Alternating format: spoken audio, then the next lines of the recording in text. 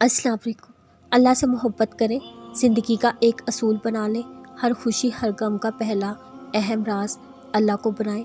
अल्लाह से बातें करें, अल्लाह को दोस्त बनाएं, क्योंकि अल्लाह जिसे थाम ले और जो अल्लाह की रस्सी थाम ले, अल्लाह उसे कभी तन्हा नहीं छोड़ता। वो ज़ात जिससे उम्मीद रखी जाए तो ना उम्मीद नहीं करता, जिससे मांगा जाए महरूम नहीं करता, जिसको पुकारा जाए मायूस नहीं करता। वो ज़ात जो करीम भी है, रहीम भी, हनान मनान भी है, धाप भी है, जो बंदे के गुमान के साथ है, जिसके ख़जाने बेशुमार, जिसकी अता बेकनार, जो सबकी सुनता है, उसी से मांगे, उसी को पुकारें। दुआ की कबूलियत की एक अलामत ये भी है, वो दुआएं आपको बदलना शुरू कर दें।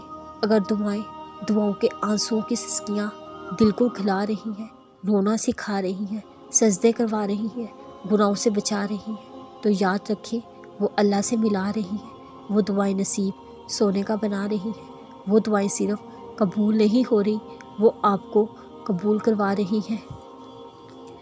अगर अल्लाह देर कर रहा है देने में, तो उसे तुम्हारा मांगना पसंद आ गया है। अगर हमारी ज़िंदगी में दुख ना होते, हम अपने रब के करीब कैसे जाते।